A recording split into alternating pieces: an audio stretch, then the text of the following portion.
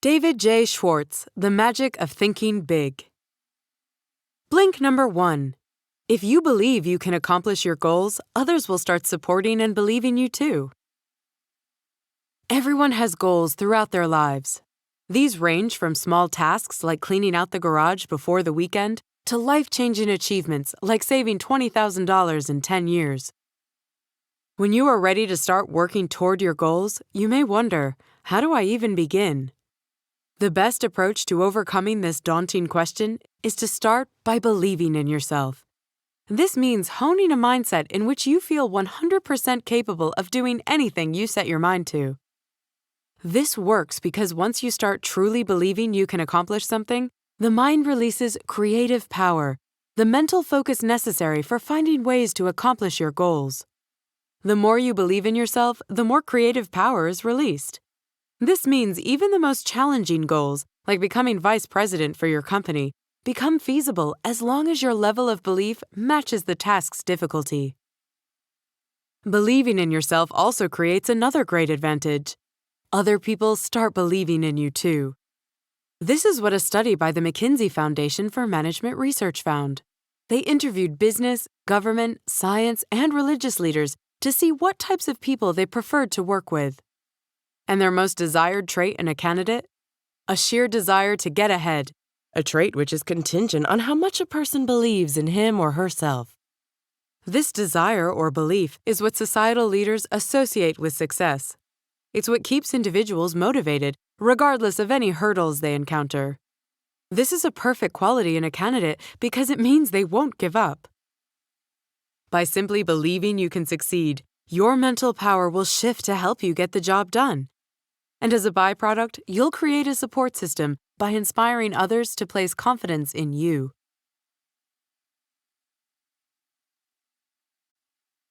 Blink number 2.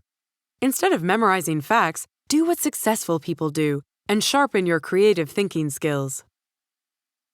You might be familiar with the term knowledge is power, which means that the more we know, the more we can do. This saying fails to distinguish between the two types of knowledge, fact memorization and creative thinking. With fact memorization, you learn pieces of information and store them in the brain to be recalled later. But many of these remembered facts end up like old boxes in a garage. You only access them when you need what's inside. Creative thinking, on the other hand, is focused on finding innovative solutions. This means crafting new, improved approaches for handling any kind of problem or challenge. Although memorizing facts is important in its own right, creative thinking gives us the ability to quickly and efficiently overcome any hurdles we encounter. Fact memorization makes our brains rigid. Creative thinking makes our brains adaptive and flexible. This means that successful people always focus on improving their creative thinking rather than merely trying to remember facts. You can boost creative thinking with these 3 actions. Be receptive to new ideas. Take as many opportunities as possible to try new things. And devote 10 minutes each morning to reflecting on the question, how can I do a better job today? One way you can help promote these 3 actions is by diversifying your lifestyle. For example, make sure you spend time with people who support you, yet also challenge your beliefs and ideas openly. Or join a community group in an area outside your occupation. If you are a car salesman, for example, you may find it interesting to join something as far removed from your line of work as a graphic design club. This will bring new skills and, who knows, maybe allow you to eventually start designing advertisements for your company. Blink number 3. Eradicate all negative thoughts by thinking and acting positively every day. In today's society, negativity is everywhere. From murders reported by the news to advertisements that try to make us feel fat or ugly. But it's not only the media being negative. Even the people closest to us often spew, "You can't make it, so don't even try" propaganda. For example, your best friends might start criticizing your dream of becoming president of a company. After a while, we get so used to negative thinking that it feels normal. Our negative thoughts work like mental monsters. The more we let them into our psyche, the stronger they become. until they completely overpower our positive thinking. But the truth is that negative thinking isn't normal or healthy. In fact, it's one of the main things that keeps people from becoming successful. This is why people who say it can't be done are almost always unsuccessful or average. Clearly, then, it's necessary to get rid of that negativity in order to achieve your dreams. To do this, start thinking and acting positively every day. This will help you eradicate negativity by not giving it space to fester in your mind. The best way you can do this is by writing yourself a pep talk that reads like an advertisement, a sell yourself to yourself commercial in which you remind yourself of your best traits and of how they distinguish you from everyone else. The best way you can do this is by writing yourself a pep talk that reads like an advertisement, a sell yourself to yourself commercial in which you remind yourself of your best traits and of how they distinguish you from everyone else. Say this commercial out loud in private at least once a day, and read it silently several times a day. Soon you'll believe in yourself so much that the outside world's negativity will deflect off you like rain off an umbrella. For example, if you're a teacher and you recognize that you make your students laugh, remind yourself that this is what separates you from other teachers. By recognizing this distinguishable trait, you're identifying yourself as an influential member of the faculty, which will boost your confidence and encourage you to contribute your best every day. Blink number 4. No one is an island. Success depends on the support of others, so treat everybody with respect. Have you ever had a coworker be mean to you for no reason? Naturally, your first reaction would be to brand them as angry, or maybe even crazy. What you have lost sight of, though, is that they're just like you, and chances are they're only reacting against you because they're being affected by something else going on in their lives. Knowing this, you should still treat them as you'd wish to be treated yourself, like an important individual. If you treat everyone you know and encounter like they're important, you'll notice they will stop being mean to you and will start thinking of you and treating you the same way. This also means that these people will most likely be by your side as you're trying to make your way to the top, and their support, you'll find, is crucial for your own success. Why? Because it's rare for a single person to pull themselves up to a higher level job or position of success with no help. More commonly, you'll be lifted by your equals and subordinates, the people around you. Which makes it no surprise, then, that successful people are committed to nurturing relationships with the people around them. Former American President Lyndon Johnson, for example, followed his own 10-point formula for success, which promoted such practices as memorizing everyone's names and making sure he congratulated the people he knew any time they achieved a success.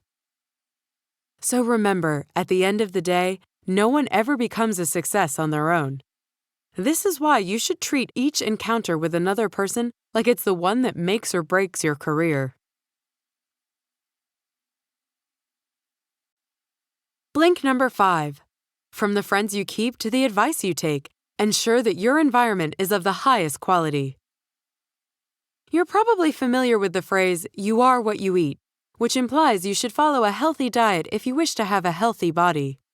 That same idea applies to your mentality. The way you think is influenced by what you see and hear. Your living space, your friends, what you read, all of these act as mind food and are instrumental in influencing your thought process. For example, prolonged association with people who gossip will make you more likely to gossip. Conversely, prolonged association with people who only speak positively of others will cause you to do the same. Make no mistake, you are affected by the company you keep.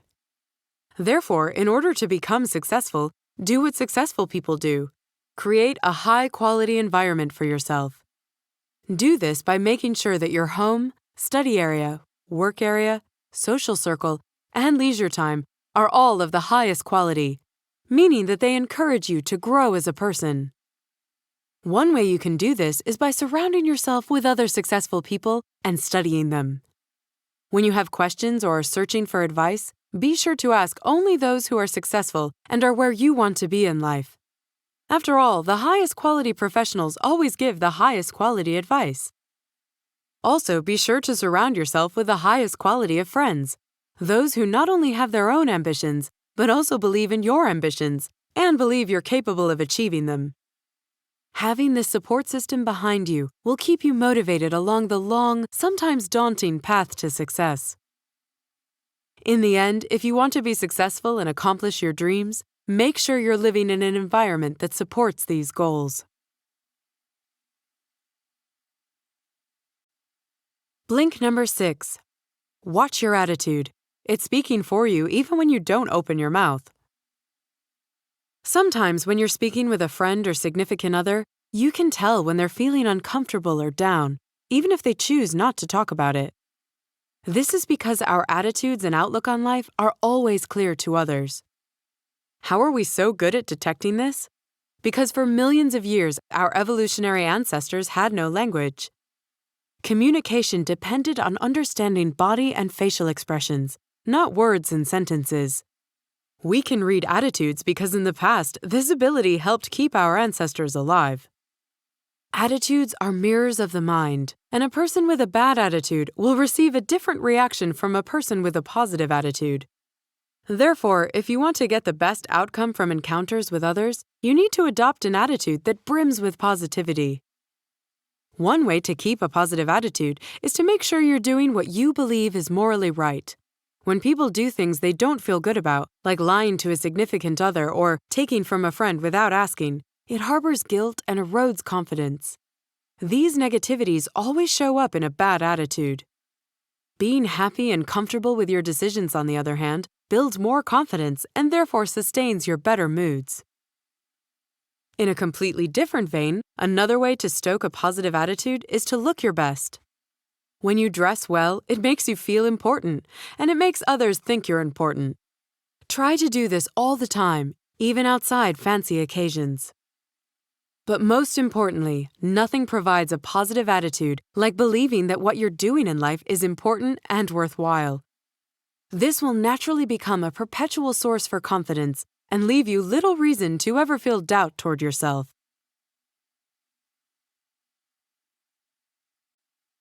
Blink number 7. Destroy fear, the number one enemy of success, by building confidence.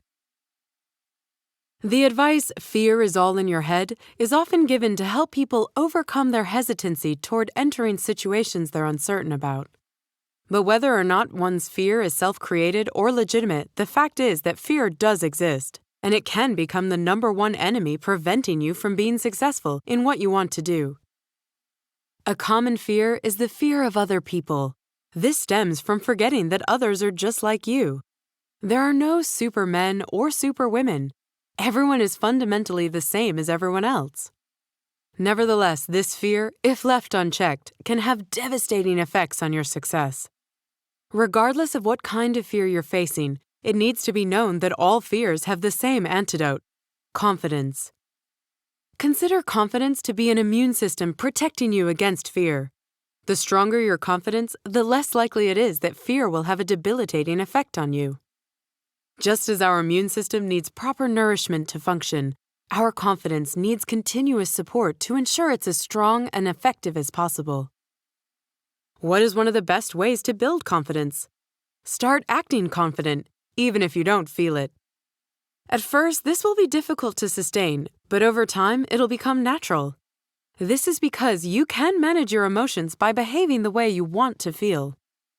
Try sitting in the front row during classes or presentations, making more eye contact with other people, and walking 25% faster than usual. These actions build confidence because they make you stand out from the crowd and cause you to increase your interactions with others, thereby strengthening your self-awareness. Just remember that no one is born with confidence. At the end of the day, even the most confident people had to work for their confidence. Blink number 8. Failures are eager to find excuses for why they fail, while successful people are eager to find ways to try again. Everyone has their own unique take on the classic statement that there are two kinds of people in the world. Two types of people we can all generally identify with, though, are failures and successful people. Those who have failed to actualize their potential, and those who have made themselves a success in their career or lifestyle. What is it, though, about successful people that keeps them from drifting over into the failure category? It's their ability to bounce back after setbacks. While failures are busy finding excuses for why they failed, successful people are dusting themselves off and looking for another way to try. At the end of the day, every successful person has encountered the same opposition, discouragement, setbacks, and personal misfortunes as failures. But the way they choose to handle these challenges make them the leaders of the pack. For an example of how successful people get creative, consider the following tale. A young couple wanted to buy a house, but found out they were unable to afford the down payments. While many people would have taken this as a sign to give up or make excuses for themselves, this couple decided to think creatively. The husband contacted the house's builder and asked for a private loan to cover the initial payment. To afford the $100 monthly loan payments, the couple decided to cut back on $25 worth of spending each month, and the husband convinced his boss to let him work extra hours on weekends to make up the extra $75. Eventually, because he had developed the traits of a successful person and honed them, he was able to secure the house and get on the property ladder.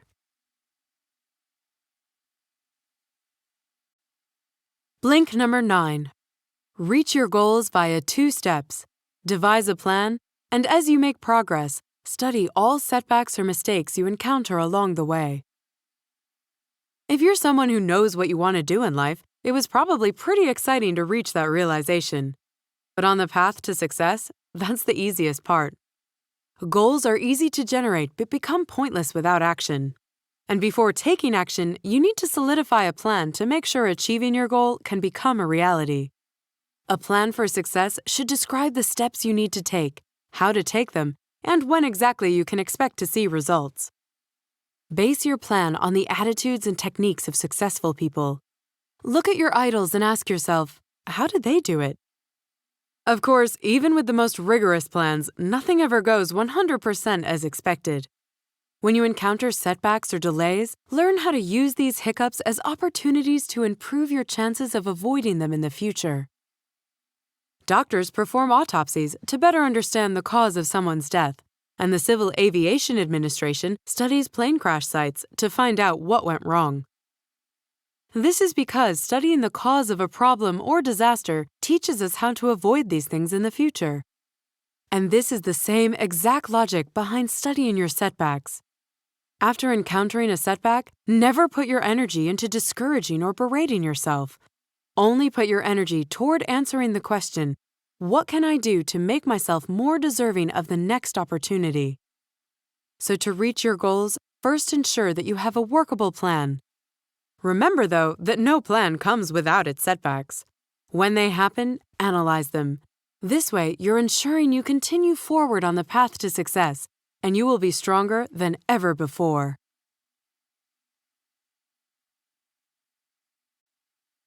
You just heard the blinks to The Magic of Thinking Big by David J. Schwartz. The book's key takeaway is that in order to become a success, the most important tool is self-belief. Successful people aren't any more talented or deserving than other people. They're just more driven and more confident because of their self-belief. But these aspects lie nascent within everyone, and once realized, they make the path to success an accomplishable reality.